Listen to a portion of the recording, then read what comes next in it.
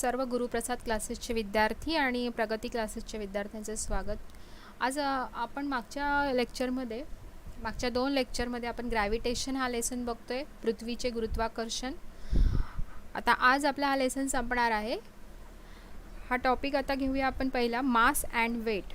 मास आणि वेट यांच्यामध्ये काय डिफरन्स आहे ते बघूया. मास म्हणजे वस्तुमान आणि वेट म्हणजे वजन. ठीक आहे. Mass is the amount of the matter present in the object. What is the definition of the mass? वस्तुमान म्हणजे काय, तर पदार्थातील द्रव्यसंचयाचे मापन, म्हणजे त्या पदार्थामध्ये किती द्रव्यसंचय आहे त्याचं माप, ते म्हणजे वस्तुमान. SI unit of mass is kilogram. जे वस्तुमान आहे हे किलोग्रॅममध्ये मोजतात. Mass is a scalar quantity. ही अदिश राशी आहे. Its value is same everywhere. म्हणजे पृथ्वीवरील कोणत्याही भागावर तुम्ही त्या वस्तूला घेऊन गेले तर त्या ठिकाणी त्याचं जे वस्तुमान आहे हे कसं असणार, सेम, सारखंच असणार. Its value does not change even when we go to another planet. Of course अजून आपण दुसऱ्या ग्रहावर जरी त्या वस्तूला नेलं तरी त्या वस्तूचं जे वस्तुमान आहे हे कसं राहणार, सारखंच राहील. According to Newton's first law, it is the measure of the inertia of an object. Higher the mass, higher is the inertia. म्हणजे वस्तुमान जे आहे, वस्तूचं वस्तुमान हे त्याच्या जडत्वावर डिपेंड आहे. म्हणजे जेवढी वस्तू जड तेवढं तिचं वस्तुमान जास्त असं आपण म्हणतो. आणि वेट म्हणजे वजन. The weight of an object is defined as the force with which earth attract the object. आपण जो नेहमी शब्द वापरतो वजन, पण हे वजन जे शब्द वापरतो आपण, एखाद्या वस्तूचं वजन सांगतो, ते वजन नसतं, त्या वस्तूचं काय असतं, ते वस्तुमान असतं. कारण वजन म्हणजे काय, तर वजन म्हणजे the weight of an object is the force with which earth attract the object. म्हणजे पृथ्वी जितक्या बलाने त्या पदार्थाला, वस्तूला आपल्याकडे आकर्षित करते, ते बल, त्या बलाला वेट असं म्हणतात, वजन असं म्हणतात. The weight of an object is defined as the force with which earth attract the object. म्हणजे वेट म्हणजे एक प्रकारचं काय आहे, फोर्स आहे. The force on an object of the mass m on the surface of the earth can be written using equation. Weight म्हणजेच force, गुरुत्वीय force. तर त्याचं आपण सूत्र काय आहे, W is equal to F is equal to mg. Weight that is equal to force, आणि फोर्सचं हे काय, m into g. g is the acceleration, gravitational acceleration म्हणजे काय, गुरुत्वीय त्वरण. m into a is the acceleration, पण इथे गुरुत्वीय त्वरण आपण वापरणार आहोत, म्हणून F is equal to mg, where g is gm upon r square. जीची व्हॅल्यू आपण कशी फाइंड आउट करणार, g म्हणजे काय, तर g is equal to gravitational constant into m is the mass of the earth divided by radius, square of the radius of the earth. Understand. तर mass आणि वेटमध्ये काय फरक आहे, मास म्हणजे वस्तुमान आणि वेट म्हणजे वजन. वजन म्हणजे फोर्स, गुरुत्वीय बल, पदार्थावरील गुरुत्वीय बल, त्याला वजन असे म्हणतात. Weight being a force, its SI unit is newton. आता वेट म्हणजे काय आहे, फोर्सच आहे, एक प्रकारचं बल आहे, आणि म्हणून बलाचं जे हे आहे युनिट काय आहे, न्यूटन. बलाचे एकक न्यूटन आहे, म्हणून वजन, वेटचंही जे एकक आहे ते काय आहे, न्यूटनच आहे. Also the weight being a force is a vector quantity and its direction is towards centre of the earth. तर वजन जे आहे हे फोर्सच असल्यामुळे ती वेक्टर क्वांटिटी आणि तिची दिशा ही पृथ्वीच्या केंद्राच्या दिशेनेच असते. As the value of the g is not same everywhere, weight of an object changes from place to place. जीची व्हॅल्यू आपण मागच्या टॉपिकमध्ये बघितली, जशी हाईट वाढते तशी जीची व्हॅल्यू कमी होते की जास्त होते, हाईट वाढली तर जीची व्हॅल्यू कमी होते. त्याचप्रमाणे जसं आपण पृथ्वीच्या जमिनीच्या खाली जातोय तसतशी जीची व्हॅल्यू कमी होते. बघितले ना, g is inversely proportional to the radius of the earth. So as the value of the g is not same everywhere, the weight of an object changes from place to place and though its mass is constant everywhere. म्हणजे आपल्याला याच्यातला difference काय की weight हे जे आहे हेच प्रत्येक ठिकाणी चेंज होत जातं, पण मास हे चेंज होतं का, वस्तुमान चेंज होत नाही, तर वेट चेंज होत राहतं. कळालं. Colloquially we use weight for both mass and weight and measure the weight in kilogram which is the unit of mass. बोलीभाषेमध्ये आपण एखाद्याचं सांगतो वजन किती आहे. आता एखाद्याचं वजन आपण म्हणतो राजीव्स वेट इज 75 किलोग्रॅम, पण त्यावेळेस आपण काय बोलत असतो, त्याचं मासबद्दल आपण म्हणजे त्याचं वस्तुमान आपण सांगत असतो. म्हणजे सायंटिफिक लँग्वेजमध्ये जर आपल्याला एखाद्याचं वजन सांगायचं असेल तर ते वजन कसं येणार, 75 किलोग्रॅम त्याचं वजन नाही आहे, हे त्याचं मास आहे, त्याचं वस्तुमान आहे. आणि त्याचं वेट जर काढायचं असेल तर weight is equal to the gravitational force on 75 kilogram mass. म्हणजे 75 किलोग्रॅमचा तो माणूस आहे ज्याच्यावर गुरुत्वीय बल किती प्रयुक्त आहे, पृथ्वी किती बल प्रयुक्त करते ते म्हणजे वजन. आणि ते जर आपल्याला काढायचं असेल तर आपण कसं काढतो, F is equal to mg, that is that force is equal to m. तर m म्हणजे राजीवचं वस्तुमान, तर किती आहे 75, आणि g ची value on the surface of the earth is 9.8, that is equal to 735 newton. Understand all of you. Now the weight of 1 kilogram mass is 1 into 9.8, that is 9.8 Newton. म्हणजे 1 kilogram वस्तूचे वस्तुमान असलेले वस्तूचे वजन हे किती असते, 9.8 न्यूटन. तर आपली जी वेइंग मशीन म्हणजे तराजू काटा हा आपल्याला काय सांगत असतो, वजन की वस्तुमान, तर वस्तुमान. The two scale balance in shops compare to weights, that is to masses. दोघांचं वस्तुमान तो कम्पेअर करत असतो, बॅलन्स करत असतो. त्याच्यानंतर इथे तुम्हाला एक एक्झाम्पल दिलं आहे. If a person weight 750 newton on earth, म्हणजे एका मनुष्याचं वजन जर 750 न्यूटन आहे पृथ्वीवर, how much would be his weight on the moon, तर त्याचं चंद्रावर वजन किती असेल. आणि इथे तुम्हाला काय सांगितलं आहे की चंद्राचं जे वस्तुमान आहे ते किती आहे, 1/81 ऑफ दॅट ऑफ अर्थ. अर्थच्या 1/181 पट आहे, आणि रेडियस पण अर्थपेक्षा 1.37 पट आहे, म्हणजे कमी आहे of that of the earth. Understand. तर weight on earth is equal to 750 newton. म्हणजे काय काय दिलं आहे, given ratio of the mass of the earth to mass of the moon. आता इथे जे 1/81 आहे ते इथे आपण कसं लिहिणार, me/mm. म्हणजे रेशो जर आपण काढला, mass of earth divided by mass of moon, that is equal to 81. आणि त्याच प्रकारे जी ही व्हॅल्यू दिली आहे ती आपण इथे कशी लिहिणार, radius of earth divided by radius of moon is equal to 3.7. आता आपण बघूया की आपल्याला वजन किती आहे, mass of the person be mkg असं आपण गृहीत धरू. तर weight on the earth, weight म्हणजेच force, and force is equal to mg, आणि ते दिलेलं आहे आपल्याला 750, that is equal to m. आणि g ची व्हॅल्यू काय आहे, gme/re². g is equal to gm/r². हा फॉर्म्युला आपण मागच्या पेजवर बघितला. g ची व्हॅल्यू आपण कशी काढतो, gm/r². आणि इथे आपण अर्थची काढतोय म्हणून हा m आपण e ने दर्शवणार, आणि हा r म्हणजे रेडियस ऑफ दी अर्थ.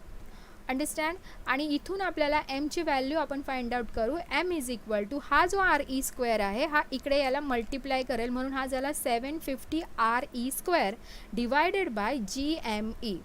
दिस इज आवर फर्स्ट इक्वेशन. कळायला इथपर्यंत. त्याच्यानंतर वेट ऑन मून. आता आपण काढूया मूनवरती त्या माणसाचं वजन किती असेल. तर मूनचं सुद्धा आपण वेट म्हणजे mg. सो mgचा फॉर्म्युला आपण तिथे टाकला, gmm फक्त मूनचा आहे म्हणून आपल्याला इथे mm आणि इथे rm वापरावं लागेल, rm². नाव ह्या mची जी व्हॅल्यू आहे ही व्हॅल्यू आपण ह्या फॉर्म्युल्यामध्ये सबस्टिट्यूट केली. सो ह्या फॉर्म्युल्यामध्ये mची व्हॅल्यू काय टाकली आहे, 750 re² divided by gme into this gmm/rm², that is equal to 750 re²/rm into mm/rm me. Now this is equal to 750 into 3.7. म्हणजे ती जी व्हॅल्यू आहे, तो जो रेशो आहे re/rmचा, ती व्हॅल्यू इथे सबस्टिट्यूट केली आणि त्याच्यावरून आपल्याला हे आन्सर मिळालं आहे की the weight on the moon is nearly 126.8 newton. आपल्याला काय प्रश्न विचारला आहे की how much would be his weight on the moon. तर मून म्हणजे चंद्रावरील त्याचं वजन किती आहे, तर ते आपण फाइंड आउट केलं आहे 126.8 न्यूटन. कळालं. आणि वजन जे असतं हे आपल्या पृथ्वीच्या वजनाच्या 1/6 पट असतं चंद्रावरती. We can write the weight on moon as mgm.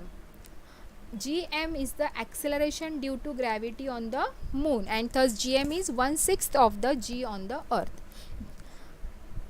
Gravitational waves. Waves are created on the surface of the water when we drop a stone into it. जेव्हा आपण एखादा दगड पाण्यावर टाकतो, म्हणजे एखाद्या तलावामध्ये किंवा नदीवर जेव्हा आपण सरफेसवरती पाण्याच्या पृष्ठभागावर एखादा दगड टाकतो त्यावेळेस काय होतं, अशा वेव्स गोल गोल गोल असे पाण्याचे तरंग आपल्याला दिसतात. Similarly you must have seen the waves generated on a string when both its end are held in hand and is shaken. ज्यावेळेस दोन्ही बाजूला आपण दोरी खेचतो आणि हलवतो तेव्हा त्या दोरीमध्ये पण आपल्याला तरंग दिसतात. ठीक आहे. Light is also type of wave called electromagnetic wave. तर प्रकाशसुद्धा एक प्रकारचा तरंग आहे, त्याला आपण विद्युत चुंबकीय तरंग असं म्हणतो. Light is a type of electromagnetic wave. अजून लाईटीशिवाय गॅमा रेज, क्ष किरणं, एक्स रेज, अल्ट्राव्हायोलेट रेज, अतिनील किरणे, infrared rays, microwave, radio waves म्हणजे अतिसूक्ष्म किरणं, रेडिओचे जे तरंग आहेत हे सगळे इलेक्ट्रोमॅग्नेटिक वेव्जमध्ये येतात. त्याचे हे टाईप्स आहेत. Astronomical objects emit these waves. Astronomical objects म्हणजे खगोलीय जे पदार्थ आहेत, खगोलीय ज्या वस्तू आहेत हे जे तरंग आहेत हे उत्सर्जित करतात. काय करतात, हे तरंग उत्सर्जित करतात. And we receive them using our instrument. आणि आपण आपल्या इन्स्ट्रुमेंटद्वारे आपल्याकडे जे इन्स्ट्रुमेंट्स आहेत त्याद्वारे त्यांना काय करतो, रिसीव करतो, कॅच करतो. All our knowledge about the universe has been obtained through these waves. आपल्याला युनिवर्सबद्दल, विश्वाबद्दल हे जी सगळी माहिती मिळाली आहे ही या वेव्जमुळेच मिळाली आहे. तरंगामुळे आपल्याला तिथली माहिती सगळी मिळाली आहे. ग्रॅव्हिटेशनल वेव्ज म्हणजे गुरुत्वीय त्वरण. आपण हे प्रकाश, एक्सरेज वगैरे, लाईट वगैरे हे बघितले, पण ग्रॅव्हिटेशनल वेव्ज जे आहेत हे डिफरंट टाईप, त्यापेक्षा वेगळे टाईपचे वेव्ज आहेत. They have been called the waves on the fabric of space time. त्यांना अवकाश काळावरील लहरी असं दुसरं नाव पण आहे. त्यांना अवकाश काळावरील लहरी असंही म्हटलं जातं. Einstein predicted their existence in 1916. 1916ला आईन्स्टाईनने फक्त असं भाकीत केलं होतं की अशा टाईपचे वेव्ज आहेत म्हणून. These waves are very weak. हे खूप क्षीण असतात आणि it is very difficult to detect them. आणि त्यांना डिटेक्ट करणं, त्यांना शोधणं हे काम खूप कठीण काम असतं. Scientist have constructed extremely sensitive instruments to detect the gravitational waves emitted by astronomical sources. Scientist जे आहेत ह्या ज्या वेव्ज उत्सर्जित होत आहेत बॉडीजकडनं त्याच्यावर अभ्यास करण्यासाठी काय करतात, भरपूर सारे त्यांनी इन्स्ट्रुमेंट्स हे केले आहेत, इन्स्ट्रुमेंटचा शोध लावला आहे. त्याच्यातला एक लिगो म्हणून आहे ज्याचं फुल फॉर्म आहे laser interferometric gravitational wave observatory is the prominent. त्यांच्यातला हा एक इन्स्ट्रुमेंट एक प्रॉमिनंट आहे. Exactly after 100 years of their prediction.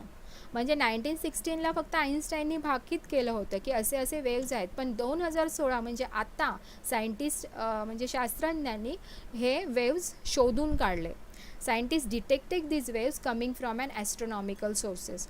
तर खगोलीय स्रोतापासून येणारे हे जे तरंग आहेत हे यांचा शोध आता 2016मध्ये शास्त्रज्ञांनी लावला. त्याच्यामध्ये इंडियन सायंटिस्टचा मोलाचा वाटा आहे. Indian scientist have contributed significantly in this discovery and this discovery has open a new path to obtain information about the universe. आणि अजून आपल्याला विश्वातील अधिक माहिती घेण्यासाठी याचा भरपूर प्रमाणात आपल्याला उपयोग होईल. त्याच्यानंतर आपण बघूया फ्री फॉल म्हणजे काय. आता take a small stone, hold it in your hand. एक लहान दगड घ्या आणि त्याला तुमच्या हातात पकडा. Which forces are acting on the stone. जो तुमच्या हातात दगड आहे त्याच्यावर कोणकोणते बल प्रयुक्त केलेले असते. Now release the stone. आता तो जो स्टोन आहे तो खाली टाका. So what do you observe, तुम्हाला काय दिसेल, what are the forces acting on the stone after you release it. तुम्ही ज्या वेळेस तो दगड खाली टाकाल तेव्हा त्याच्यावरती कोणते फोर्सेस ॲक्ट करत असतील, कोणते बल प्रयुक्त होत असेल. तर ह्या सगळ्यांची उत्तरे आपण आता बघूया. We know that the force of the gravity due to the earth act on each and every object. आपल्याला माहीत आहे की पृथ्वी जी आहे, पृथ्वीचे गुरुत्वीय बल वस्तूच्या सगळ्या वस्तूंवर प्रयुक्त होते. सगळ्या वस्तू, पृथ्वीवरील जेवढ्या वस्तू आहेत त्याच्यावर गुरुत्वीय बल हे प्रयुक्त होत असते. पृथ्वीचे गुरुत्वीय बल हे सगळ्या वस्तूंवर प्रयुक्त होत असते. Each and every object. When we were holding the stone in our hand, ज्यावेळेस आपण तो दगड आपल्या हातात पकडतो त्यावेळेस the stone was experiencing this force. त्यावेळेससुद्धा पृथ्वीचं बल प्रयुक्त आहे त्या दगडावर. कळालं, ते संपुष्टात आलेलं नाही आहे. ज्यावेळेस जरी आपण दगड पकडला आहे त्यावेळेससुद्धा पृथ्वी त्याला आपल्याकडे खेचते आहे. But it was balance by force that we were applying on it in opposite direction. पण आपण हाताने दिलेल्या बलामुळे ते जे बल आहे याच्यामध्ये बॅलन्स घडते आणि तो जो दगड आहे तो आपल्या हातात स्थिर राहतो. As a result the stone remain at rest. Once we release the stone from our hand. आणि जसा आपण तो दगड खाली सोडतो त्या दगडावर मग फक्त कोणता फोर्स असणार, फक्त ग्रॅव्हिटेशनल फोर्स. आपण जो फोर्स दिलेला आहे तो आपण काढून घेतला, आपण तो दगड खाली टाकला, मग आता त्या दगडावर फक्त कोणते बल प्रयुक्त असणार, फक्त ग्रॅव्हिटेशनल बल, गुरुत्वीय बल. The only force that act on it is the gravitational force of the earth and stone fall down under its influence. आणि त्याच्या प्रभावामुळे तो दगड काय होतो, खाली पडतो. Whenever an object move under the influence of the force of gravity alone, it is said to be falling freely. आपण एखादा ऑब्जेक्ट हा मुक्त पतनात आहे असं केव्हा म्हणतो की त्या पदार्थावर ज्यावेळेस फक्त गुरुत्वीय बलाचाच प्रभाव असतो आणि गुरुत्वीय बलामुळे फक्त त्याची गती होत असते त्यावेळेस आपण तो पदार्थ मुक्त पतनात आहे असं म्हणतो. म्हणजे त्याच्यावर बाकी कोणताही फोर्स कार्य करत नसतो, बाकी कोणत्याही बल प्रयुक्त होत नसतं. फक्त कोणतं बल प्रयुक्त होत असतं, ग्रॅव्हिटीचं, गुरुत्वीय बल प्रयुक्त होत असतं आणि त्यावेळेस त्याची जी गती होते त्याला आपण म्हणतो falling freely. Understand. Thus the release stone is in a free fall. तेव्हा आपण असं म्हणू की तो दगड मुक्त पतनात आहे. In free fall, the initial velocity of the object is 0 and goes on increasing due to the acceleration due to gravity of the earth. सुरुवातीला ज्यावेळेस तो पदार्थ मुक्त पतनात असतो त्यावेळेस त्याची इनिशियल वेलॉसिटी म्हणजे सुरुवातीचा जो वेग असतो हा 0 असतो आणि जसजशी त्या वस्तूची गती वाढत जाते तशी तशी वेलॉसिटी वेग वाढत जातो, कारण त्याच्यामध्ये ॲक्सिलरेशन ड्यू टू त्याच्या ग्रॅव्हिटीमध्ये त्वरणामुळे त्याचा वेग जो आहे तो वाढत जातो. During free fall the frictional force due to air oppose the motion of the object and buoyant force also acts on the object. आता ज्यावेळेस वस्तू आपण खाली टाकली, तो दगड जर आपण खाली टाकला तर असंही म्हणता येईल की पृथ्वीवर फक्त त्या दगडावर फक्त गुरुत्वीय बलच कार्यरत आहे, तर त्याच्यावरती हवेचं बलसुद्धा प्रयुक्त होत असतं आणि त्यावेळेस मग आपण म्हणणार नाही की तो मुक्त पतनात आहे. म्हणजे जर आपल्याला मुक्त पतन करायचं आहे, एखाद्या वस्तू मुक्त पतनात आहे असं जर आपल्याला म्हणायचं असेल तर त्यावेळेस आपल्याला तिथे हवासुद्धा नको आहे. म्हणून आपल्याला thus true free fall is possible only in vacuum. म्हणजे मुक्त पतन हे नेहमी कशात होतं, निर्वातात. हवाही नको, फक्त तिथे गुरुत्वीय बलाचंच आपल्याला काय पाहिजे आहे, इफेक्ट, गुरुत्वीय बलाचंच त्याच्यावरती फक्त जर इफेक्ट असेल तरच आपण ती वस्तू मुक्त पतनात आहे असं म्हणतो. For a freely falling object the velocity on reaching the earth and time taken for it can be calculated by using Newton's equation of motion.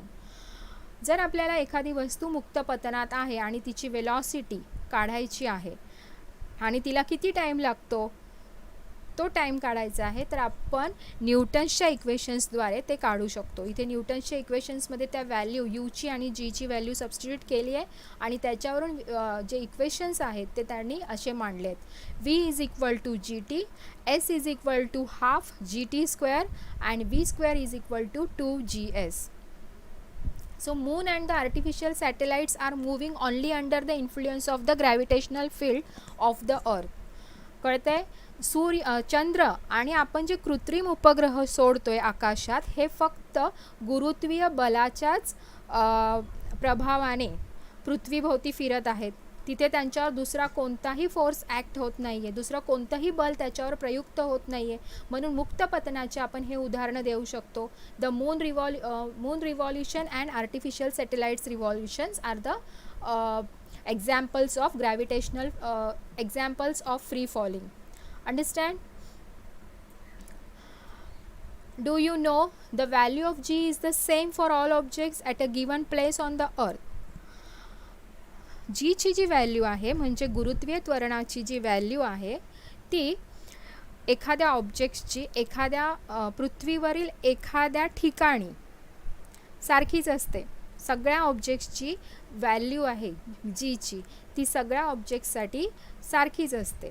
म्हणजे पृथ्वीवर आपण एखादं ठिकाण घेतलं आणि तिथे कोणत्याही ऑब्जेक्ट्सचे जर आपण गुरुत्वीय त्वरण किती आहे त्या ऑब्जेक्ट्ससाठी वेगवेगळे जरी ऑब्जेक्ट्स असतील पण स्थान तिथे एकच असेल तर तिथे ते गुरुत्वीय त्वरण एकच असते, सारखेच असते सगळ्या ऑब्जेक्ट्ससाठी. तर any two objects irrespective of their masses, मग ते जे दोन ऑब्जेक्ट्स आहेत त्यांचे जर वस्तुमान वेगळे असतील किंवा त्यांच्या आणखीन कोणत्या डिफरंट प्रॉपर्टीज जरी असतील तरी त्यांच्यासाठी जी जो आहे गुरुत्वीय त्वरण जे असतं हे सारखंच असतं, सेम आहे.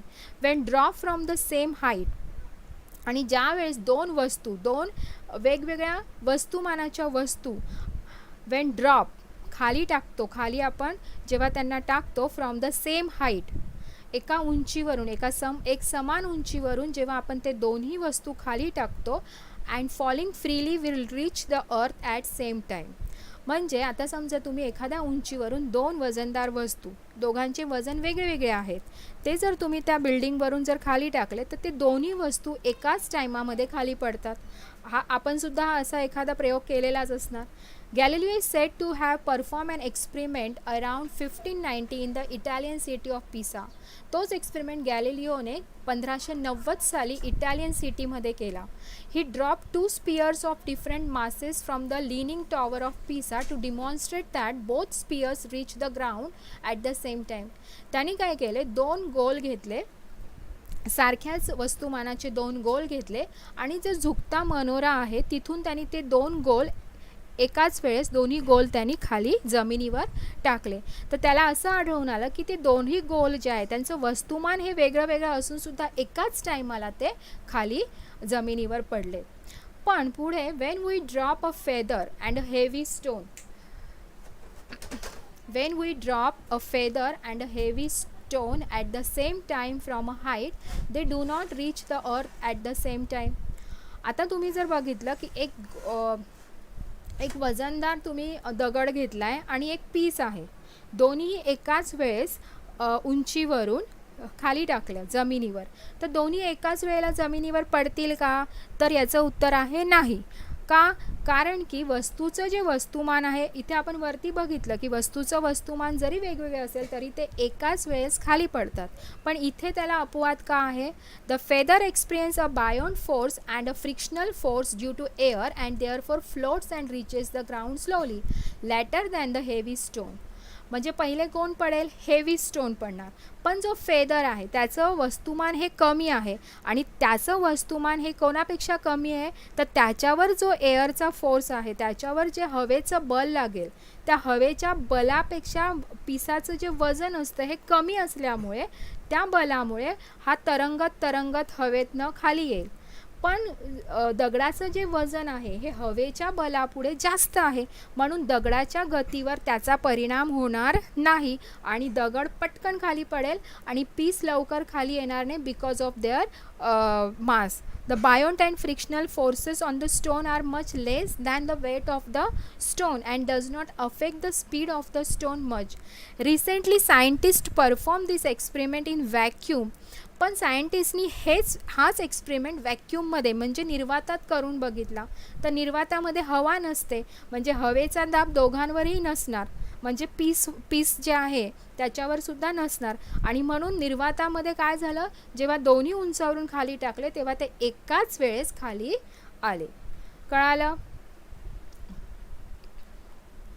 इथे तुम्हाला एक दोन एक्सपेरिमेंट्स दिलेले आहेत सॉल्व करून, जे न्यूटन्सचे इक्वेशन्स आहेत त्याच्यावरून ते सॉल्व केलेले आहेत. सबस्टिट्यूट करायचे आहेत व्हॅल्यू. त्याच्यानंतर आपण पुढे बघणार आहोत ग्रॅव्हिटेशनल पोटॅन्शियल एनर्जी. गुरुत्वीय स्थितीज ऊर्जा म्हणजे काय. We have studied potential energy in last standard. Potential energy म्हणजे स्थितीज ऊर्जा, जे आपण मागच्या इयत्तेत शिकलो. The energy stored in an object because of its position or state is called potential energy. Potential energy म्हणजे काय की पदार्थामध्ये त्याच्या विशिष्ट स्थितीमुळे किंवा त्याच्या विशिष्ट स्थितीमुळे किंवा स्थानामुळे जी एनर्जी त्याच्यामध्ये एकवटलेली असते, एनर्जी म्हणजे ऊर्जा जी त्याच्यामध्ये सामावलेली असते तिला पोटॅन्शियल एनर्जी म्हणतात. जी त्याच्यामध्ये सामावलेली आहे तिला स्थितीज ऊर्जा असं म्हणतात. This energy is relative and increase as we go to greater height from surface of earth. ते सांगितलं आहे की पृथ्वीपासून जसजसं आपण उंच जाऊ तसतशी ही एनर्जी वाढत जाते.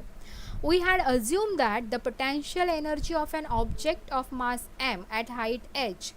जर एखाद्या वस्तूचं वस्तुमान एम आहे, उंची एच आहे, तर पोटॅन्शियल एनर्जी जी आहे ती mgh असं आपण मानतो आणि ती ग्राउंडला किती असते, 0 असते.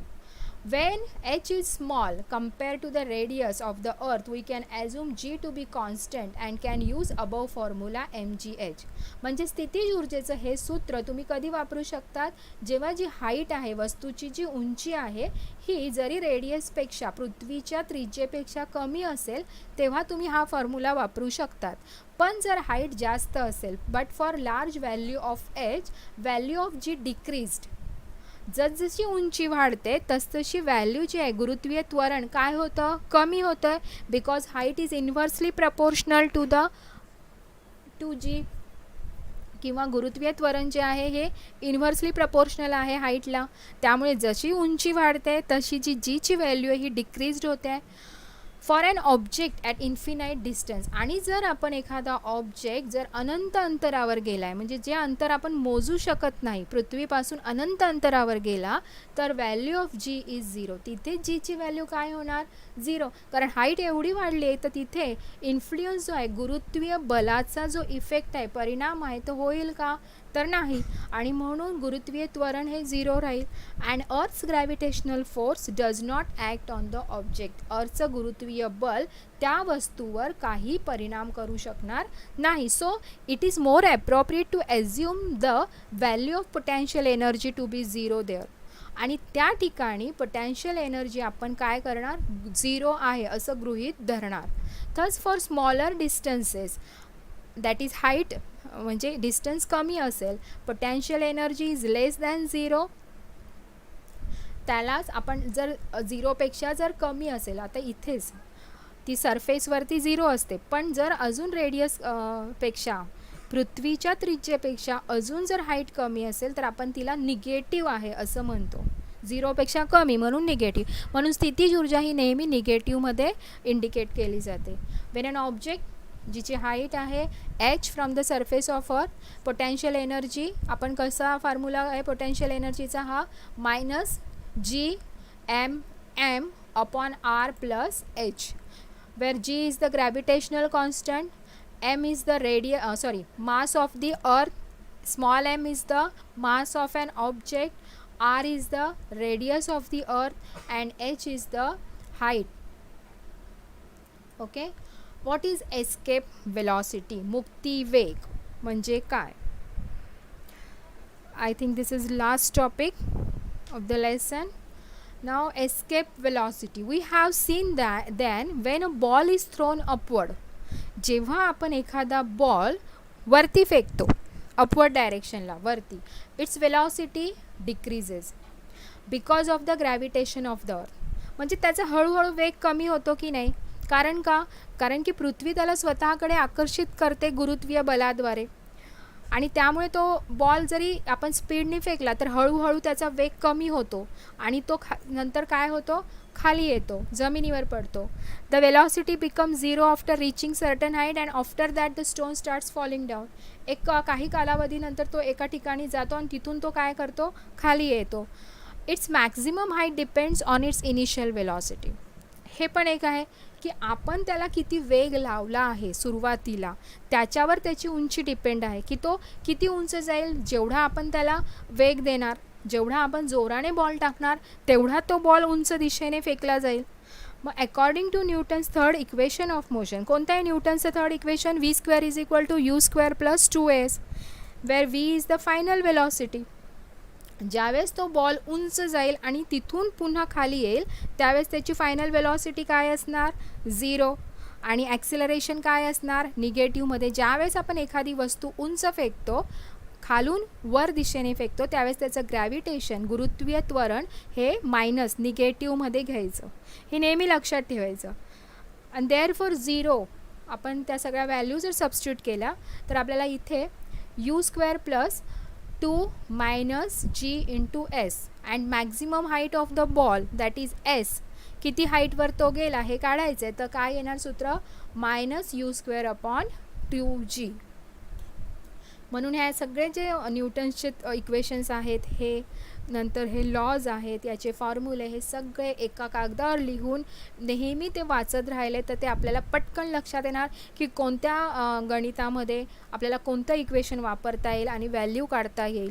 हे रोज रोज आपण जेव्हा ते बघत राहू, म्हणून एखाद्या कागदावरती हे इक्वेशन्स लिहून ठेवायचे आणि नेहमी येता जाता आपल्यासमोर तो कागद ठेवायचा. येता जाता वाचत राहिलं की आपल्याला डेफिनेटली ते आठवतं आणि आपल्याला पटकन एक्झाम्पल सॉल्व करता येतं. त्याच्यानंतर thus higher the initial velocity u, larger is the height reached by the ball.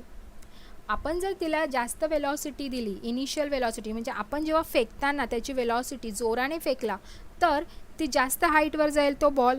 The reason for this is that higher the initial velocity ball will oppose the gravity of the earth. म्हणजे आपण जर त्याला जास्त वेगाने फेकतोय म्हणजे त्याच्याकडे जे बल आहे ते बल त्या ग्रॅव्हिटीला, पृथ्वीच्या गुरुत्वाकर्षणाला काय करेल? अपोज करेल. आणि म्हणून तो बॉल जो आहे तो पटकन खाली पडणार नाही. तो त्या बलाला जोपर्यंत अपोज करत राहील तोपर्यंत तो बॉल वर जाणार. म्हणजे जसं आपण त्याला जास्तीत जास्त वेलॉसिटी दिली असेल, जास्तीत जास्त बल लावून त्याला उंचावर फेकलं आहे, तसतसा बॉल काय जाईल? वर जाईल. And larger will be the height to which it can reach. आणि खूप अशा उंच अंतरावर जाईल. We have seen above that value of g keeps decreasing as we go higher above the surface of the earth. आपण हे पण बघितलं आहे की ज्यावेळेस खूप उंच हाईट असेल त्यावेळेस जीची जी व्हॅल्यू आहे ती काय होते? डिक्रीज्ड होत जाते. कारण तिथे गुरुत्वीय बलाचा जो इफेक्ट आहे तो कमी होत जातो आणि म्हणून गुरुत्वीय त्वरण पण काय होत जाते? कमी होत जाते. Thus the force pulling the ball downwards decreases as the ball goes up. आणि म्हणून जसजसा तो बॉल वर जाईल तर पृथ्वीचं त्याच्यावरचं जे बल आहे हे पण कमी कमी होत जाईल आणि अगदी शेवटी बॉल जो आहे तो बॉलवर जे गुरुत्वीय बल आहे त्याचं प्रमाण इतकं कमी होईल की बॉल एकदम वरती उंचावर जाईल आणि एका पर्टिक्युलर हाईटवर बॉलवरती कोणतीही गुरुत्वीय बलाचा इफेक्ट राहणार नाही. आणि त्यामुळे काय होईल? Ball is able to overcome the downward pull by earth and can escape the earth for ever and will not fall back on the earth. म्हणजे अगदी इतका उंचावर गेला, अनंत अंतरावर गेल्यानंतर त्याच्यावरती गुरुत्वीय बलाचा इफेक्ट राहणार नाही आणि म्हणून बॉल खाली पडू शकत नाही. तो तिथेच तरंगत राहील अवकाशामध्येच. कळतंय? आणि ती वेलॉसिटी जी आहे, जिला आपण ज्या वेलॉसिटीनी आपण पदार्थाला गुरुत्वीय बलापासून त्याची सुटका करतो त्या वेलॉसिटीला एस्केप वेलॉसिटी म्हणजे मुक्ती वेग असं म्हणतात. कळालं? We can determine its value by using law of conservation of energy. म्हणजे मुक्ती वेगासाठी आपल्याला लॉ ऑफ कन्झर्वेशनचं इक्वेशन वापरून आपण काढू शकतो वेग. An object going vertically upward from surface of the earth having an initial velocity equal to escape velocity. Escape the gravitational force of the earth. तर initial velocity म्हणजेच एस्केप वेलॉसिटी. जेवढी initial velocity आपण घेऊ जोपर्यंत ती गुरुत्वीय बलाला काय करते, गुरुत्वीय बलाचा इफेक्ट जोपर्यंत होत नाही तो तेवढा जो वेग आपण त्याच्यावर देणार तोच म्हणजेच काय, escape velocity. The force of the gravity being inversely proportional to square of the distance. F जो असतो तो कोणाला inversely proportional, radius square of the distance म्हणजे त्याचं त्या वस्तूपासूनचं जे अंतर आहे ते अंतर जर वाढत गेलं तर फोर्स कसा होतो, कमी होत जातो आणि तो नंतर काय होईल, काही कालावधीने 0 होतो किंवा इन्फिनाइट डिस्टन्सवर. This means that for the object to be free from the gravity of the earth it has to reach infinite distance from the earth. That is the object will come to rest at infinite distance and will stay there. म्हणजे काही एकदम अनंत अंतरावर गेल्यानंतर त्या वस्तूवर पृथ्वीचं गुरुत्वीय बल प्रयुक्त होऊ शकत नाही. पृथ्वीचा तेवढा इफेक्ट त्या याच्यावर ऑब्जेक्टवर, पदार्थावर किंवा वस्तूवर राहणार नाही आणि तो ऑब्जेक्ट तिथे स्थिर राहील. And stay there. Understand. For an object of mass m म्हणजे एखाद्या वस्तूचं वस्तुमान जर एम असेल तर kinetic energy, potential energy surface of earth, जर तो ऑब्जेक्ट सरफेसवर असेल, अर्थच्या पृष्ठभागावर असेल तर त्याची कायनेटिक एनर्जी आपण ह्या सूत्राद्वारे काढतो, पोटॅन्शियल एनर्जी आपण ह्या सूत्राद्वारे काढतो आणि total energy that means kinetic energy plus potential energy हे सूत्र वापरू काढता येतं. पण ज्यावेळेस तो इन्फिनाइट डिस्टन्सवर आहे, ज्याचं मास वस्तुमान एम आहे, तेव्हा कायनेटिक एनर्जी त्या पदार्थाची 0 असते.